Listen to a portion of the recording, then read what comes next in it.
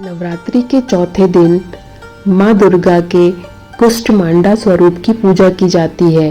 इनका नाम कुष्ठमांडा दो शब्दों से मिलकर बना है। कुष्म अर्थात कुमड़ा और अंड अर्थात ब्रह्मांड। देवी ने अपनी मुस्कान से संपूर्ण सृष्टि की रचना की थी, इसीलिए इन्हें सृष्टि की जननी भी कहा जाता है। प्राचीन समय में जब ब्रह्मांड का अस्तित्व नहीं था, चारों ओर केवल अंधकार छाया हुआ था। न आकाश था, न पाताल, न काल, न दिशा। उस शून्य स्थिति में जब कुछ भी नहीं था, तब माँ कुष्ठमांडा ने अपने दिव्य और तेजस्वी स्वरूप से मंद मंद मुस्कान करते हुए पूरे ब्रह्मांड की उत्पत्ति की। उनकी मुस्कान से जो प्रकाश निकला, उसने सूर्यमंडल को जन्म दिया और पूरे ब्रह्मांड को ऊर्जा प्रदान की। इस कारण उन्हें आदि स्वरूपा, आदि शक्ति और सूर्यमंडल की अष्टि देवी माना जाता है। माँ कुष्ठमांडा का निवास सूर्यमंडल के भीतर माना जाता है।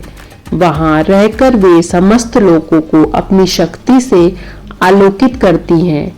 उनके 8 हाथ हैं, जिनमें कमल, अमृत कलश, गदा, चक्र, धनुष बाण, कमंडल और माला रहती हैं।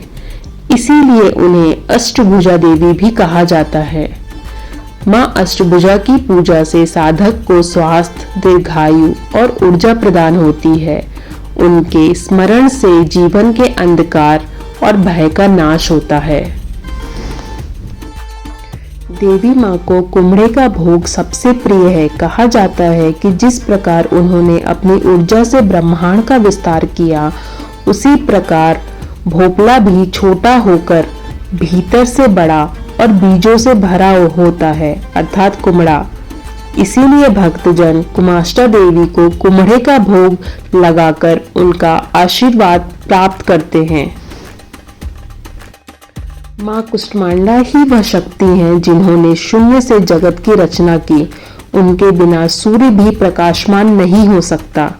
उनकी मुस्कान से ही पूरा संसार संभव हुआ है। इसीलिए नवरात्रि के चौथे दिन उनका पूजन कर भक्त प्रार्थना करते हैं कि माँ, जैसे आपने अंधकार से प्रकाश की सृष्टि की रचना की, वैसे ही मेरे जीवन से अज्ञान और दुख का अंधकार दूर करके ज्ञान और सुख का प्रकाश भर दीजिए।